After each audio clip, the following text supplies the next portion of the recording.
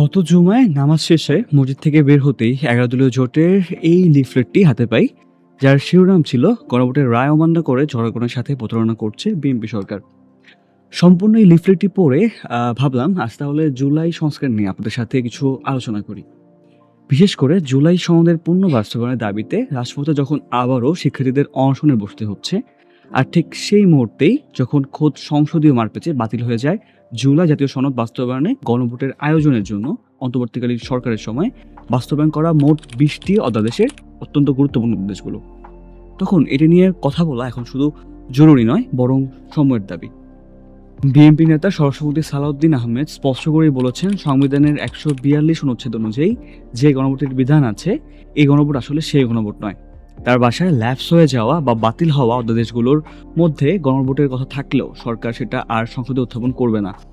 স্বরাষ্ট্রমন্ত্রীর এ বক্তব্য থেকেই পরিষ্কার বোঝা যাচ্ছে বিএনপি সামনে আর গণভোটের পথে হাঁটতে চাইছে না। সরকার আসলে চাইছেটা কি? সবার মনে এখন একটাই প্রশ্ন, ক্ষমতা পেয়ে কি তবে বোল পাল্টে ফেললো বিএনপি? আওয়ামী লীগের ১৬ বছরের ফ্যাসিবাদ শাসনের অবসান হলো একটা রক্তক্ষয়ী গণঅভ্যুত্থানের মতো দিয়ে।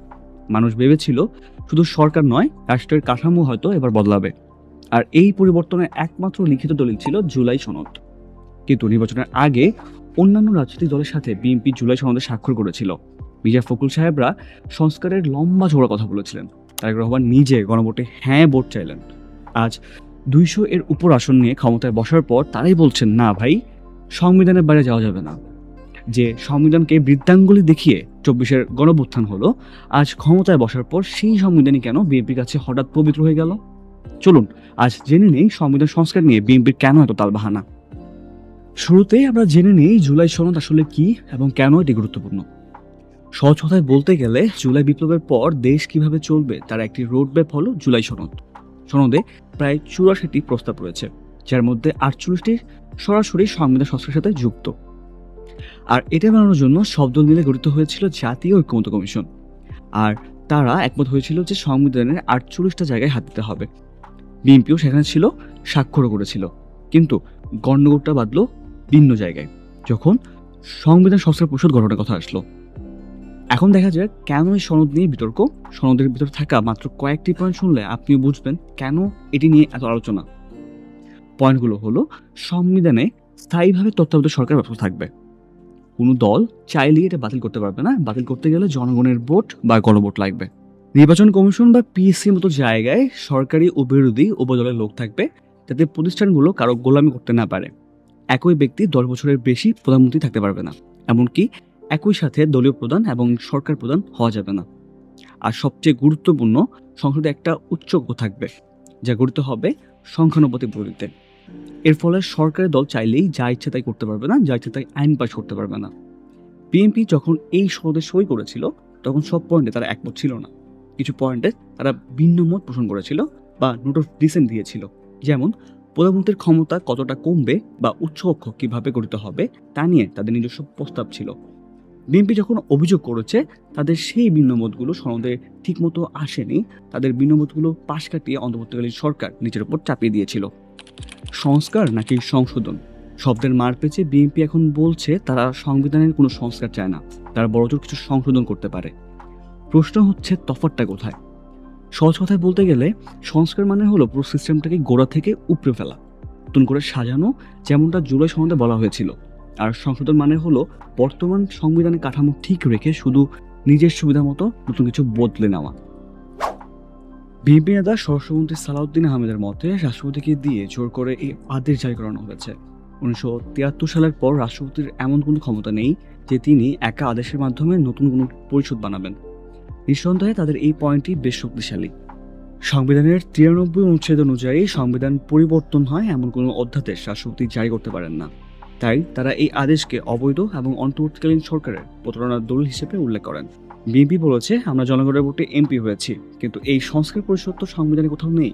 তাহলে আমরা কিসের শপথ নেব? অর্থাৎ ৫০% বেশি ভোট পেয়ে নির্বাচিত সরকারের গণভোটে ৬৮% জনরায়কে এক কথায় তুড়ি মেরে উড়িয়ে দেওয়া। একদিকে তারা বলছে তারা জুলাই সনদের পক্ষে, কিন্তু যে পদ্ধতিতে এটা হচ্ছে সেটা প্রতারণা। গণভোটের রায়কে সম্মান দিতে হলে সংসদে যেতে হবে, সেখানে আলোচনার পর সিদ্ধান্ত হবে। অর্থাৎ সংসদকে সামনে রেখে প্রক্রিয়া দীর্ঘায়িত করার এই কৌশলী বটে। তবে সবচেয়ে মজার ব্যাপার হচ্ছে কি জানেন, যে বিএনপি এই সংবিধান সংস্কার নিয়ে এত অজুহাত দেখাচ্ছে, তারাই কিন্তু ২০২৩ সালে তাদের রাষ্ট্র কাঠামো মেরামতে ৩১ দফার রূপরেখায় সংবিধান সংস্কারের কথা বলেছিল। অবাক হয়েছেন? আসুন একটু পিছনের পটভূমি জেনে নিই। তৎকালীন রাষ্ট্র ব্যবস্থার গণতান্ত্রিক সংস্কারের লক্ষ্যে ২০২৩ সালে রাষ্ট্র মেরামতের জন্য ৩১ দফার রূপরেখা দিয়েছিল বাংলাদেশ জাতীয়তাবাদী দল বিএনপি। তখন তাদের ৩১ দফার ঠিক প্রথম দফাটাই ছিল সংবিধান সংস্কার।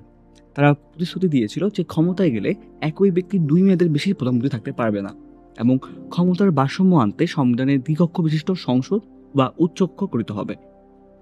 অর্থাৎ যে সংস্কারের স্বপ্ন বিএনপি বিরোধী দলে থাকতে জনগণকে দেখিয়েছিল, আজ ক্ষমতায় এসে সেই একই সংস্কারকে তারা বলছে অসাংবিধানিক বা আইনি মারপ্যাচ। ইতিহাস ঘাটতে দেখা যায় সংবিধান সংশোধন বিএনপির কাছে মোটেও নতুন কিছু নয়। প্রয়োজনে তারা বারবার সংবিধান পরিবর্তন করেছে।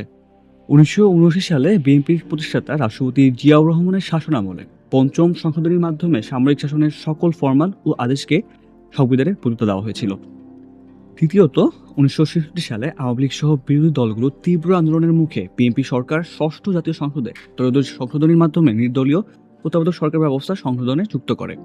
মজার ব্যাপার হলো, সেই সংশোধনী পাশ হয়েছিল মাত্র ১১ দিনের মাথায়, একটি সংক্ষিপ্ত অধিবেশনের মাধ্যমে, তাও আবার মধ্যরাতে একতরফাভাবে। অর্থাৎ নিজেদের রাজনৈতিক প্রয়োজনে বা চাপের মুখে সংবিধান সংশোধন করতে বিএনপি কখনো দ্বিধা করেনি। এমনকি তাদের সময়ে সংবিধানের এমন কিছু পরিবর্তন হয়েছিল যা পরবর্তীতে দেশের রাজনীতির জন্য ব্যাপক সমালোচিত হয়েছিল। তাহলে আজ হঠাৎ করে এই সংবিধানের এত কঠোররক্ষক হওয়ার পেছনে আসল কারণটা কি? যে সরকার এর আগে এতবার সংবিধান কাটাছেঁড়া করেছে, তারা আজ কেন জুলাই সনদের মতো একটি জনদাবি পূরণে সংবিধানের দোহাই দিচ্ছে? কেন এই তালবাহানা? ক্ষমতায় আসার পর বিএনপি কেন ইউটার্ন নিল? এর একটি প্রধান কারণ হতে পারে ক্ষমতা কমে যাওয়ার ভয়। জুলাই সনদ যদি পুরোপুরি বাস্তবায়ন হয়, তবে প্রধানমন্ত্রীর একচ্ছত্র ক্ষমতা একদম কমে যাবে। কারণ এই সনদে স্পষ্ট করে বলা হয়েছে, একই ব্যক্তি ১০ বছরের বেশি বা ২ বারের বেশি প্রধানমন্ত্রী হতে পারবে না। এমনকি কেউ একই সাথে দলের প্রধান এবং সরকার প্রধান হিসেবে থাকতে পারবে না। তাই মেজরিটি আসন পেয়ে নির্বাচিত হয়ে এখন নিজেদের হাতে নিজের ক্ষমতা কমিয়ে ফেলার এই ঝুঁকি হয়তো বিএনপি এখন আর নিতে চাইছে না। আর এই ক্ষমতার মোহ থেকেই হতে পারে জুলাই সনদ নিয়ে এত তালবাহানা। আরেকটি বড় কারণ হতে পারে উচ্চকক্ষ নিয়ে দ্বন্দ্ব। সহজ করে বুঝিয়ে বলি, জুলাই সনদ অনুযায়ী প্রস্তাব ছিল যে সংসদের উচ্চকক্ষ গঠিত হবে পিআর বা সংখ্যানুপাতিক পদ্ধতিতে। এর মানে হলো, ভোটের মাঝে যে দল শত শতাংশ ভোট পাবে, উচ্চকক্ষে তার আসন তত শতাংশই হবে। এতে ছোট দলগুলো সংসদে তাদের প্রতিনিধি পাঠাতে পারবে, ফলে বড় দলগুলো চাইলেই যা ইচ্ছে তাই করতে পারবে না। কিন্তু এখানেই জেকে বসেছে বিএনপি। তারা চায় নিম্নকক্ষে যে দল যত আসন পেয়েছে ঠিক সেই অনুপাতে উচ্চকক্ষ গঠিত হোক। এর ফলাফল কি হতে পারে? বিরোধী দলীয়দের মতে গণভোটে ৬৮% মানুষ সংস্কারের পক্ষে হ্যাঁ ভোট দিয়েছিল। এই জনরায়কে উপেক্ষা করা মানে সরাসরি জুলাই বিপ্লবের সাথে গাদ্দারি করা। কারণ এই ৬৮% মানুষ হ্যাঁ ভোট কোনো দলীয় সমর্থনে ছিল না, এটা ছিল একটা নতুন বাংলাদেশের জন্য জনগণের স্পষ্ট ম্যান্ডেট। অথচ আজ সেই জনরায়ের উপর সংবিধানের দোহাই দিয়ে যে পর্দা টেনে দেওয়ার চেষ্টা করা হচ্ছে, অনেকের কাছে এটা একটি বড় দ্বিধা হয়ে দাঁড়িয়েছে। আপনার কি মনে হয়, সংবিধানের আইনি মারপ্যাচে তবে কি হারিয়ে যাবে ৬৮% মানুষের এই জনরায়, নাকি সরকার দলের এই তালবাহানা দেশকে আরও একটি নতুন গণঅভ্যুত্থানের দিকে নিয়ে যাবে?